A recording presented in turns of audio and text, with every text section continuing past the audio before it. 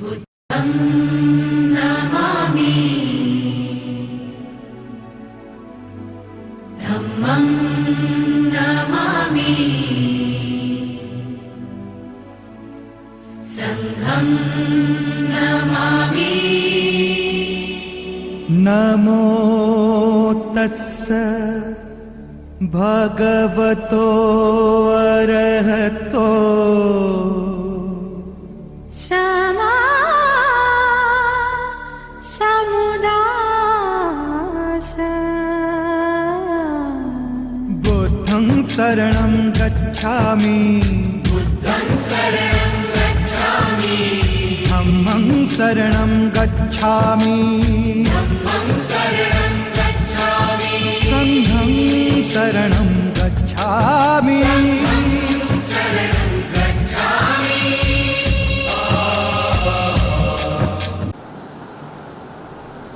प्रथम मी शैलजा प्राणटक विनायक रावणे म्हणजे सर्व नागरिक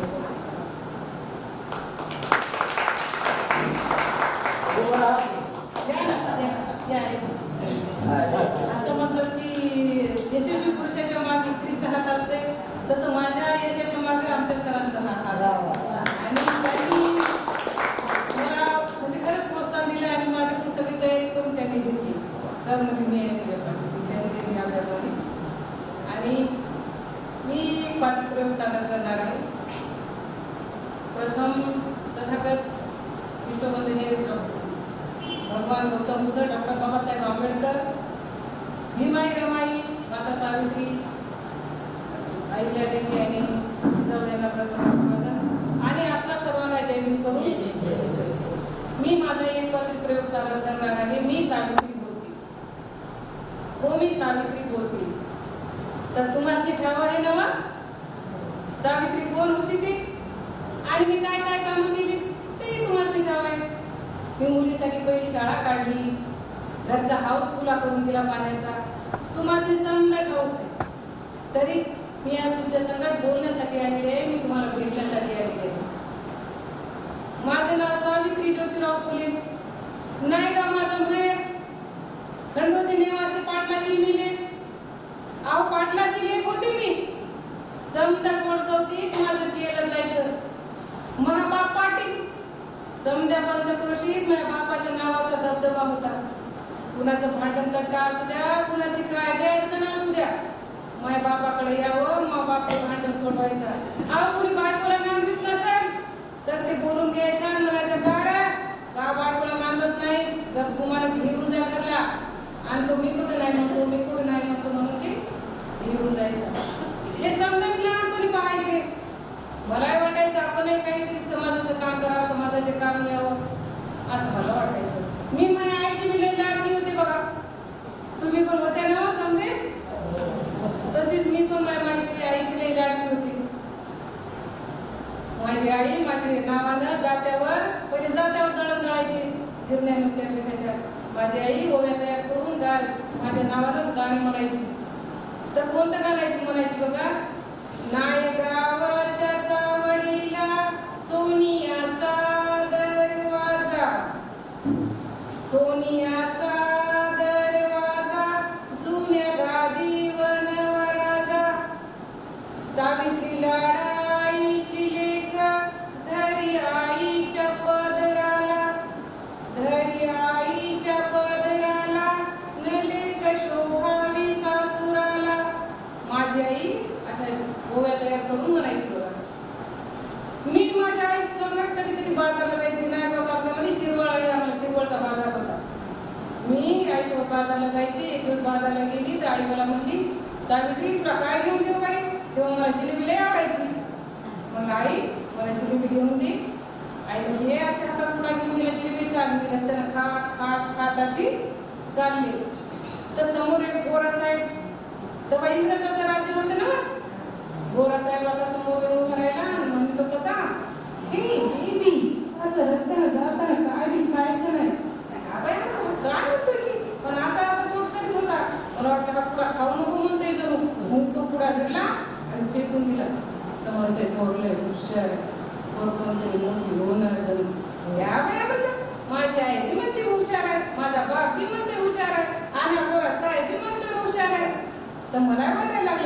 हुशार आहे. काय म्हणाले? आणि असं करत करतच बघा दिसमास जात होते. हे समाजाने मी अशी थोडी मोठी एवढी झाली की माझ्या आईने माझ्या बाच्या मागे लावली ते टुमणं. कोणतं टुमणं लावलं असं? तेव्हा लहान लहान मुलीचे लग्न व्हायचे, लहान लहान मुलीचे. माझा बाप म्हणला मी माझ्या सावित्रीचं कुणासंकट लग्न करून देणार नाही. कुणीच्या शिकलेला असाल, कुणी समाज सुधार करणारा असाल तर त्याच्यासोबत लावून देईन. माझी सावित्री लाखात एक आहे. अहो मी दिसायला लय गोड होते बघा. टपोर डोळं, लांब सडक केस, लांब सडक ना, कुणी बी बघत राहावं असं माझं रूप. आणि असं करत करतच झुमा म्हणा, बुद्धी म्हणा, खेळत खेळत खेळत असं मी झाली की 9 वर्षाची. किती वर्षाची? 9 वर्षाची. आणि 9 वर्षाची झाली.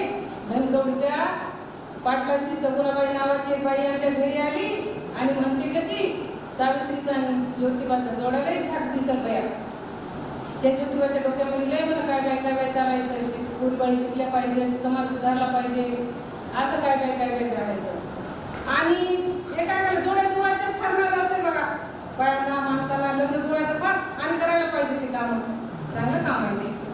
असं आणि बोला गाठ पडली ना, ठरलं आमच्या ज्योतिरावासोबत लग्न. आमचं लग्न ठरलं. पुण्याची समधी वराडी मंडळी आमच्या नायगावला आली. हे असा मंडप टाकलाय, असा मोठा मंडप टाकलाय आणि अशा पंक्ती बसतात. आणि मी झाले ना नवरी. मी नवरी झाले, पाया जोडवी, गळ्यात मंगळसूत्र, हातात बांगड्या, डोक्याला मुंडावळ्या. आणि मी अशी नवरी झाले. आणि नवरी होऊन मी गेले ना ठुमकत माझ्या सासूरला पुण्याला गेले. पाहते तर यांच्या घरी समधी पुस्तकं, ते अशी पुस्तकं ठेवली, इकडून पुस्तकं ठेवली, तिकडून पुस्तकं ठेवली, समधी घरभर पुस्तकं. मी बोल बाई का बाबा काय नुसतं पुस्तकच खातोय की काय? होय की मी काही ध्यान देत नव्हते. आपलं घर भलं आणि काम भलं. एक दिवस मला म्हणाले, सावित्री पोरीबाळीची अवस्था फार बंगाळ आहे बघ, तुला शिक्षण घ्यावं लागल आणि पोरीबाळीला शिकवावं लागल. ह्या बाय म्हटलं मला काय जमणार आहे, हे शिक्षण काय आपल्याला जमायचं नाही. त्याचा आवाज वाढला होता. म्हणले नाही सावित्री, तू स्त्री आहेस, तू पोरीबाळीपर्यंत जाऊ शकतीस, तू स्त्री आहे, तू शिक्षण घे. त्याचा आवाज वाढला होता. आवाज वाढला, तुम्ही तरी बोलता का? नाही ना. तसे मी पण काही बोलत नव्हती. मी आपलं ऐकून घेतलं. त्यांचे आपले काम शिक्षण घे, पोरीबाळी शिकल्या पाहिजे, समाज सुधारला पाहिजे, त्यांचं आपलं वाचण्याचं लिहायचं काम सुरू असायचं. अशातच लावणीचे दिवस सुरू झाले. लावणीला आमच्या शेतामध्ये सगुणाबाई, फातिमा शेख, आम्ही बाहेर गेलो शेताला. शेतात गेलं तर दुपारच्या ह्यांनी मला बोलवलं की मी अशी भीत जाऊन उभी राहिली. म्हणलं आता काय असेल बाई, काय काम असेल? तर म्हणायला लागले, सावित्री लावणीचे दिवस सुरू आहेत बघ. एका दाण्यानं जमिनीत गाडून घेतल्या बघ पीक येत नाही. त्याच्यासाठी आपल्याला दोघांना गाडून घ्यावं लागल, तेव्हा कुठं नवीन समाजाची निर्मिती होईल. मला काय बी कळेना समाजाची निर्मिती काय, गाडून घेणं काय. ते म्हणजे सावित्री हे बघा, हे आहे आपली जमीन. त्यांच्या हातात होती एक काठी. मी म्हणलं आता मला झापणार जणू. पहिले बाळ माणसं मारायचे बायांना, आता काय खरं नाही आपलं. आणि त्यांच्या हातामध्ये अशी काळी होती. म्हणजे ही आहे आपली पाटी, जमीन जी आहे आपली पाटी आहे. माझ्या हातात ही आहे लेखणी. मी याच्यावर तुला शिकवतो. हे असं काहीतरी लिहिलं, असं काहीतरी लिहिले. म्हणले म्हणलं हे आपल्याला शिक्षण काही जमायचं नाही. तुम्ही घरचे कामं सांगा मी पटापटा करेन, रानातली सांगा मी पटापटा करेन. शिक्षण काय आपल्याला जमायचं नाही. म्हणजे नाही सावित्री, जमल तुला. कोणी काय याच्या पोटात शिकून येत नसताय. प्रयत्न कर तू, जमल तुला, हे तुला. मी भय म्हणलं. आणि घरी येऊन मी प्रयत्न करायला लागले. भाकरी थापता भाकरी लिहून पाहायला लागले. सारवता काम करता लिहून पाहायला लागले. 8 दिवस लागले मला लिहायला. मग मी लिहिलं, मग मी लिहिला. समधी अक्षर मला बोलत होती, माझ्या संगत बोलत होती, मला मोत्यासारखी वाटत होती. त्यांना लय आनंद झाला, महेंद्र आनंद झाला. म्हणजे सावित्री तुला लिहिता वाचता यायला झाक झालं. आपण आता पोरीबाळीला शिकू. हे घरोघर गेलं. पोरीनं सांगायला म्हणले सावित्रीला लिहिता वाचता यायले, पोरीबाळीला शाळेत धाडा, शिकतील पोरी शहाण्या होतील. कोणी ऐकायला तयार नाही. झोपेचं सोंग घेतलं होतं तेव्हा. झोपलेल्याला जागी करता येतं, पण झोपेचं सोन घेतलं त्याला कसं जागी करणार? सांगायला लागले अरे थोड्या पोरींना शाळेमध्ये शिकू द्या पोरींना. थोडंफार लोक ऐकायला तयार झाले. पण काय झालं, एक दिवशी गेले की लग्नाला, त्यांना लग्नाला बोलवलं होतं. मी म्हणून बाई आता दुपारची आपली कामं उठून वेणीमध्ये करावं. मला लग्नाच्या वरातीचा आवाज येत होता आणि आवाज आला आणि आली की नंतर घरी म्हणले सावित्री हे लोक अपमान करतात माझा. मला म्हणाले तर आमच्या वरातीतून चालायचं नाही. 4 लोक शिकला म्हणून काय बामण समजतात का स्वतःला? राग होते सावित्री, अगदी माझ्या अंगाचा संताप होते. मी म्हटलं लय अपमान केलाय जणू कुणी यांचा. आणि मी माझ्या पेटात मी माझ्या डोळ्याला पाहत होते. हातातून राग दिसत होता, पायातून राग दिसत होता. आणि मग काहीतरी करणार म्हणलं आता खूपच रागामध्ये दिसायला ते. आणि उद्याच त्यांनी पुण्यामध्ये भिडेवाड्यामध्ये मुलींची पहिली शाळा काढली. पहिल्या दिवशी आल्या 5च पोरी. ते म्हणलं 5 तर 5, एक पोरी आली तरी सावित्री तू शिकवायला पाहिजे. 5 पोरी आल्या, लय झाक झालं. मी हे अशी तयार होऊन गेले पोरींना शिकवायला. अशा पोरी बसल्या, पोरींना पाट्या दिल्या, हातात कलम दिली, लेखणी दिली आणि हे असे मी शिकवायला सुरू केलं की पोरी अशा घुसकून गेल्या की पळून. होय की तुम्ही कसं हळू जाता बघा, कुठं कार्यक्रम असू द्या, कुठं काही असू द्या, कोणी भक्त सांगणारे असू द्या, कुठलं बाहेरचं बोलणारे असलं तरी जाता. तसं गेल्या की पोरी घुसकून पळून. पुन्हा आम्ही घरावर गेलं. म्हटलं पाठवा पोरींना सावित्रीला शिकवायला यायले. लोक हे बाहेरचे लोक जे ब्राह्मण मंडळ फार त्यांना दम द्यायची, पालकांना म्हणायची तुम्ही पोरीला शाळेत धाडलं तर आम्ही जिद्द मारून तुमच्या पोरीला धर्म बुडाल, शाळेत पाठवू नका. लोक घाबरायला लागले. त्याच्यात अशा 4 पोरी माझ्या वर्गात यायला लागल्या. एक दिवस शाळा सुटल्यानं पोरगी आमची एक छोटी बाबली नावाची बाहेर गेली. त्या लोकांनी तिला पकडलं. म्हणले लाडू खा लाडू. त्या लाडूमध्ये दिल्या होत्या काचा फुटून. त्या माझ्या लेकराला काय माहिती त्याच्यामध्ये काय दिले ते. त्या लेकरानं कुठून ते लाडू खाल्ला, रक्ताच्या उलट्या झाल्या आणि आतडे तुटून बाहेर आले आणि बाबली माझी गतप्राण झाली. माहित नाही मुलीला तुम्हाला तो शिक्षणाचा पहिला बळी होता. बावलीचा भाऊ दाता आहे तिथं, कधी पाहिला नाही आपण, पाहायला पाहिजे. भिडेचा वाडा सुद्धा मोडकळीचा आलाय. पूर्ण इतिहास नष्ट करायला निघाले ते लोक, मोडतोड करायला निघाले. पूर्ण इतिहास बदलायला निघाले ती लोक. आपण बघायला पाहिजे, आपण पाहायला पाहिजे. आपण वाचन संस्कृती सुद्धा कमी झाली आताच्या महिला. आता आपल्यापर्यंत ठीक होतं का? आजकालच्या पोरीच्या हातामध्ये मोबाईल, तर ते लेकरून मोबाईलच पाहते की 6 महिन्याचे लेकरून मोबाईल पाहिले. कधी शिकणार आता आपण, कधी पाहणार आहे? सगळं कमी होऊन गेले. आता निघाले मोर्चे निघाले. सावित्री ज्योतिराव फुले खरं म्हणलं तर त्यांना 200 वर्ष झाली. ते खरे भारताचे रत्न आहेत. त्यांना भारतरत्न आतापर्यंत दिलेलं नाही. बरीच मागणी पाहिजे. आताच्या लोकांना कोणाला नवीन उठले सुटलं भारतरत्न द्यायला. भारतरत्नाचा त्यांनी महत्वच कमी करून टाकले. तर आपला इतिहास आपण जीवन ठेवायला पाहिजे. आणि मग पुन्हा घाबरायला लागले. कोणी घाबरते का जीवाला? पाठवत नव्हते. पुन्हा आम्ही घरोघर गेलो. म्हणलं पोरींना धाडा शाळेमध्ये. घाबरू नका हरिजीवाला, जिच्या हाती पाण्याची दोरी ती जगाचा उद्धार करी. पुन्हा पालक पाठवत होते. मुलींना येत होते माझ्या वर्गामध्ये. पण लोक मला त्रास द्यायची बघा. रस्त्याला जाता येताना आजकल कुचकट बोलायची, घाण बोलायची, शिव्या शब्द द्यायची. कधी कधी तर शेण माती टाकायची, कधी कधी तर खरकट पाणी टाकायचं. दिवसभर अंगाचा वास यायचा. किती थांबणार माणूस, किती सहन करणार? मी एक दिवस यांना म्हणलं माझ्याचं नाही बाय आता शिकवणं होणार. वैताग येतोच ना माणसाला कधी कधी. माझ्याचं नाही शिकवणं होणार. ते म्हणजे नाही सावित्री आपण शिक्षणाचा वसा घेतलाय ना, आता नाही मागं नाही यायचं. तू काय कर, पिशवीमध्ये एक मुलं घेऊन जात जा, तिथं जाऊन बदल आणि पोळीपाळीला शिकव. करू दे त्यांचं काम, त्यांना करू दे, तुझं तू काम कर. मी वय म्हणलं, मी तसंच करायला लागली. मी काय घाबरत नव्हती कोणाला. मी अशी जायची यायची तरी लोक ऐकत नव्हते. माझं मी काम करीत होते. एक दिवस शाळा सुटल्यानंतर जायला लागली रस्त्याने, तर एक समोर माणूस उभा राहिला ना, एक ढटिंगत वरा कोणता उंच पुरं घराघर डोळं आणि म्हणतो कसा, सावित्री शिक्षणाचं खूळ बंद केलं नाहीस तर तुझी अपृषावीत राहणार नाही. या बाया म्हणलं मी असं त्याच्याकडे पाहिलं आणि काय केलं असेल पोरीनं? सांगा काय केलं असेल? जे त्याला ठेवून दिली असे ठेवून दिली आणि सगळं गाव पाहत होता आणि म्हणत होता काय बाई आहे की भितर बाबाला मारती मग काय सोडते की काय त्याला? माझी अप्रू म्हणजे काय त्याच्या बापाची इस्टेट वाटली का? घाबरतच नव्हते मी. वाघिणीच होती, अशी वाघिणी सारखी जायची, वाघिणी सारखी यायची. कुणाची टाक झाली नाही माझ्या वाट्याला जायची आणि शिकू नको म्हणायची. अशी कामं माझी सुरू होते. पण हे ब्राह्मण लोक फारच हुशार असतात.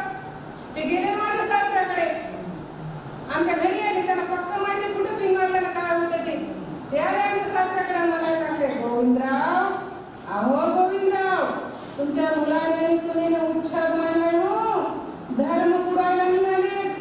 तुम्ही त्याला समजावून सांगा, नाही तर आम्ही तुम्हाला वाळीत टाकू. वाळीत असा 3 जागी वाकून बोलत होता. माझे सासरे मोठी माणसं कुणाची राहतात की? माझे सासरे भडकले ना. हे घरातच होते. यांना म्हणले बाय कोणाला म्हणले ज्योती, अरे ज्योती बाय बघू. हे उभं राहिले की याच्या समोर येऊ. आज तू चालवलंस काय? आज सुखाला 2 घास खाऊ दे आम्हाला. आणि तुला जरी शिक्षणाचा पोट बंद करायचा नसेल तर जाऊ माझ्या घरातून. आणि निघाले ना तड. मी स्वतः पाहत होते. मी म्हणला चालला असं पुष्ठा, मला एकटीला सोडून चालला असं कुठे तुम्ही? मला म्हणलं तुम्ही शिक्षण घ्या. मी शिक्षण घेतलं. पोरी बाळीला शिकवून मी शिकवायला सुरू केलं. मला एकटीला सोडून चालले. ते मला हे बघ सावित्री, तुझा निर्णय तू घे. तुला माझ्यासोबत यायचं का घरी राहायचं? तर मला या बाई, मला घरी नाही राहायचं. मी त्यांच्यासोबत निघाले आणि कसं भांडायलाच लागले. मला तुमच्यासोबत येऊ द्या म्हणून. मी कधी कपड्याला त्यासाठी भांडले नाही, कधी फिरायला द्या म्हणून भांडले नाही. पण तुमच्यासोबत माझं शिक्षणाचा वाटा राहू द्या म्हणून मी भांडायला लागले. मी घराच्या बाहेर निघाले. मी घरी थांबले असते मुलीनं तर मला नाही वाटत तुम्ही इथं तर थांबले असते आज. मी निर्णय घेतला, मी जर आज बाहेर नाही पडले तर माझ्या पोरीबाळी लेकीबाळी घरातच राहतील. म्हणून मी हा धाडसी निर्णय घेऊन मी त्यांच्यासोबत बाहेर आले. दुपारचे 2 वाजले होते. उन्हाचा पारा होता. पायात काही नाही, अंगारेच्या कपड्यानिशी आम्ही निघालो. सोपं नसते समाजाचं काम करणं. निघालो आम्ही अर्ध्या रस्त्यामध्ये अर्ध्या गावात गेलो. त्यांचा मित्र भेटला एक, ज्या जातीने लोकांनी बदनाम केले, उस्मान शेख. ते म्हणला ज्योतिराव, तुम्ही गाव सोडून जायची काही गरज नाही. समाजाचं काम करता ना, तुम्ही कुठे जाऊ नका. तुम्ही माझ्या एका खोलीमध्ये येऊन राहा. गंजपेटीमध्ये त्या घरामध्ये त्यांच्या एका रूममध्ये आम्ही दोघं राहायला गेलो. इथून आमच्या कामं सुरू होती शिक्षणाची. म्हणजे सावित्री, पोटवाळी शिकायला यायल्यात, आपण पुस्तकं लिहू. शेतकऱ्याचं आसू पुस्तक लिहिलं, ब्राह्मणाचं कसं पुस्तक लिहिलं, माहिती पुस्तकं लिहिले. कोणी वाचत होतं, कोणी येत होतं. तरी समाजवादी इतकं सुरत नव्हतं. म्हणले अगं सावित्री, पुस्तकं लिहून झाले. आपण रक्त वस्तू सांगतो पोरी बाळीला शिकवा, पोरीला शाळेत पाठवा, शहाणे होतील. ऐकायला तयार नाही. आपण कृती तरी काय करा? कृती केल्याच्या नंतर तरी लोक पाहून कसं करतील? काय करा म्हणून आम्ही सकाळी बसलो तर बाहेरून आवाज आला आमच्या अंगणातून, दरवाजातून, पाणी वाढ ग माय, पोटात पाण्याचा थेंब नाहीये, वाढ ग भर ग माय. आणि ह्यांच्या डोक्यामध्ये लख्ख प्रकाश पडला. म्हणजे सावित्री, त्या लोकांना जाऊन सांग आमच्या हौदाचं पाणी घेऊन जा म्हणावं. जिथं नाल्यावर पाणी पाणवठा कुत्रे मात्र जनावर पाणी पित होते तिथं आपल्या लोकांना पाणी पिऊ देत नव्हते. समध्या लोकांनी बाहेर जाऊन बोलवलं, म्हणून आमच्या हातातलं पाणी घेऊन जा. समध्यासने आले, वाडगा भरपूर स्वतःच्या हातानं पहिल्यांदा चांगलं पाणी पिलं. समध्याचा आत्मा शांत झाला. हे म्हणले सावित्री, आपण भाऊ खुला करून दिलाय. समजा पुन्हा चेतून उठल. आपण घाबरायचं नाही. आता आपण आपल्यासाठी जगायचं, स्वतःसाठी जगायचं नाही, त्या लोकांसाठी जगायचं. याच्यासाठी आपण जगायचं. आणि तसंच झालं. पूर्ण चेतून उठलं. म्हणलं अरे ज्योतीचे एक काम सुरूच आहे ते, त्याचा काहीतरी बंदोबस्त करावा लागेल. पण आम्ही काही घाबरत नव्हतो. तेव्हा लहान पोरीचे लग्न व्हायचे बघा. आम्ही म्हणले पोरीचे केस भाजून द्यायचे नाही. इथे सगळे विद्वान मंडळी आहे. आम्ही नाव्याचा संप करून आणला. ठाऊ असं तुम्हाला नाव्याचा संप काढून आणला. समजा नाव्याला आम्ही हे केलं. लहान पोरीची लग्न व्हायची. एवढ्या पोरीची 5 वर्षाचं म्हणू नका, 10 वर्षाचं म्हणू नका. 6 महिन्याचे पाळण्याला बाशे बांधायचे. कधी कधी पोटाला स्टिक करावायचं. तुमची मुलीचं काम करायचं. लयच भारताची संस्कृती आपल्या महान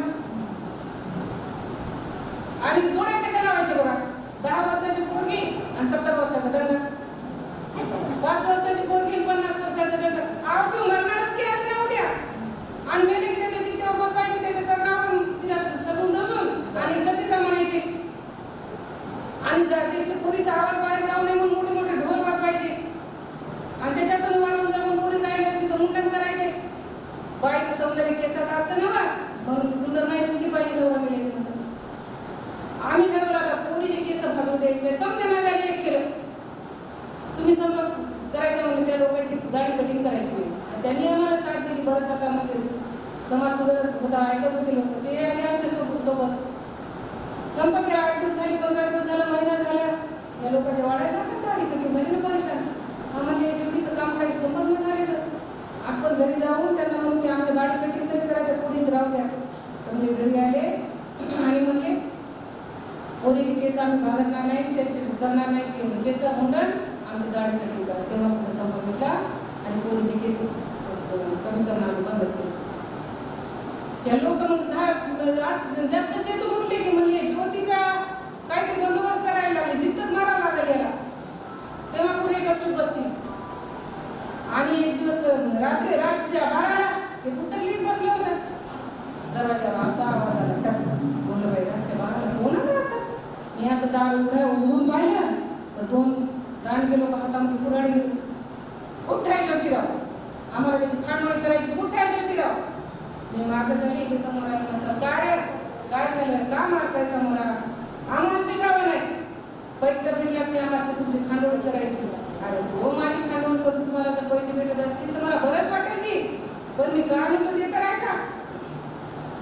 समाजाचं काम करतोय पोरी बाळीला शिकवा म्हणतोय शहाणावती पोरी आणि तुम्ही मलाच मारतायसा. तुम्हाला कोणी कुऱ्हाडी दिल्या त्यांच्या हातामध्ये कुऱ्हाडी देऊन बघा कशी धोत्रबोली होत नाही त्यांची. मारणं सोपं आहे का तुम्हाला. त्यांनी एकमेकाकडे पाहिलं कुऱ्हाडी फेकून म्हणले ज्योतिराव आता आम्ही तुम्हाला तुमच्याकडे कोणी कानातोडा करेल ना त्याची आम्ही खांडोळी केल्या बिगर राहणार. लोक परेशान झाले उद्यापासून ज्योतिरासोबत 2 लोक रक्तदान म्हणून राहिले. लोक परेशान झाले म्हणले अरे ज्योतिकडे काय चिमित करायचे काय जादूटं नाही काय मारायला गेले लोक याच्यासोबत फिरायले. असे काम आमची एक सुरूच होती. आम्ही काही घाबरत नव्हतो. पुन्हा बराच समाज सुधारला होता बराच आमच्यासोबत येत होता. लोकांना माहिती होऊ लागली चांगले काम आहे समाजाचं ते. पण एक दिवस काय झालं रात्री 7च्या गेली कपूरला घेऊन आली की खुशी आहे आणि विधवा दिसती. ते म्हणले सावित्री काशी नावाची विधवा आहे तिच्या वाणी अत्याचार झालेला आहे जीवती झाली होती मी तिला घेऊन आलो. हिला पोरीसारखं सांभाळू आपल्या घरी ठेवू. हिला बाळ झाल्याच्या नंतर हिने ठरवून राहायचं की जायचं ते मी होय म्हणलं. तिला मुलीसारखं सांभाळलं. तिला मुलगा झाला. तो मुलगा आम्ही दत्तक घेतला आणि त्याचं नाव आम्ही यशवंत ठेवलं. आणि नंतर घरावर आम्ही पाठीच घेऊन ठेवली. कुणी अडले निर्णयाला यावं बाळ पाहिजे असेल तर घेऊन जावं नाही तर घेऊन जावं. 200 वर्षापूर्वी माझ्या अंगणामध्ये लहान लहान लेकरं खेळत होते. मी आई झाली नाही म्हणून काय झालं ही समिती बसलेली लहान लहान लेकरं माझी मला आई म्हणत होती. आमचे असे कामं सुरू होते. दुष्काळ पडला तरी आम्ही लेकरायला खाऊ घालत होतो. घासातला घास खाऊ घालत होतो. हिरांच्या शाळेला जायचे तिथून भेटायचं काही दिवस त्याच्या शाळेचं काही आम्ही लेकराला जात होतो. असे आमची कामं सुरू होती. आता आम्ही थोडं करायला लागलो होतो. याचं पुस्तक लिहिणं सुरू होतं. सत्यधर्म आणि सावित्री यांनी पुस्तक लिहिलं. जन्मापासून मृत्यूपर्यंत आपले विधी आपण का सावित्री आणि सत्यधर्म पुस्तक लिहित होती. बामणाच्या हातून विधी करून घ्यायचा नाही तर काय होतं बघा बाळ झालं बामणाकडे जा घर बांधलं पूजा त्यांच्या हातातून कोणता विधी त्यांच्या हातातून. आता इथून तुमच्या आणि तुमच्या देवामध्ये यायचे नको. सगळे कामं तुमचे तुम्ही करा. त्यांच्या हातातून काही करून घ्यायचं नाही. हे पुस्तक पूर्ण करीतच त्यांच्या हाताला हात थंडा पडला म्हणजे सावित्री इकडे बघू माझ्या हाताला काहीतरी झाले बघ. हात गारचीच पडला होता. लकवा मारला होता आता पॅरालिसिस. मी उजव्या हाताला पेन डाव्या हातात दिला आणि डाव्या हाताने त्यांनी पुस्तक पूर्ण केलं. आणि पुस्तक पूर्ण करीतच म्हणले सावित्री आता काय माझं मला खरं वाटत नाही बघ.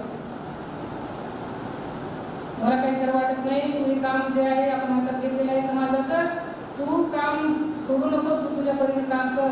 आपल्या यशवंताला लहानाचं मोठं कर आणि त्याला डॉक्टर कर. त्याच्या हातात समाजाची सेवा झाली पाहिजे. आणि असं लय बोलत होतं आणि हे जे पुस्तकाचं गाठोडं आहे ना मानून ठेव. कोणीतरी पुरुष येईल आणि पुस्तक वाचतील आणि पुरुष येणार आहे. हे जे मनुस्मृती नावाचं पुस्तक आहे ना ते जाळून टाकणार आहे. महिलांसाठी फार घातक पुस्तक आहे आणि तो पुरुष इतका महान असेल की पूर्ण स्त्रियाचा सगळ्या गोरगरिबाचा आणि स्त्रियांचा उद्धार करणारा युग पुरुष येणार आहे. आणि खरंच तसं झालं. मनुस्मृती जाडी आपल्या बाबासाहेब आंबेडकरांनी. आणि असं नाही बोलत होतं आणि बोलतच डोळे लावून दे. मला आता कळालं होतं आता काय राहिलेलं नाही, समजा संपलेला आहे. मी रडत बसले नाही, मी डोळ्यातून टुपूस काढला नाही. मी माझ्या यशवंताला म्हणले, यशवंता ते मडकं धर, आपल्याला विधी पूर्ण करायचा आहे, स्मशानात जाऊन आपल्याला विधी उरकायचा आहे. ते माझं लेकरू आलं मडकं धरायला. तर ते कोण माझा धीर म्हणते, यशवंता त्या मडक्याला हात लावायचा नाही, तू सावित्रीचा दत्तक मुलगा आहेस, तू सावित्रीचा मुलगा नाहीस. मी माझ्या यशवंताला म्हणलं, तू सर मागे. आणि मी हातामध्ये मडकं धरला आणि मी माझ्या पतीचा अंत्यविधी पूर्ण केला स्मशानात. इतिहासातली भारतातली पहिली स्त्री होती मी, माझ्या पतीचा अंत्यविधी करणारी आणि स्मशानात जाणारी.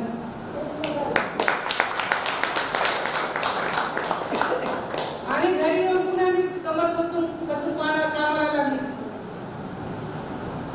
बरेच लोक माझ्यासोबत येत होते, मदत करीत होते.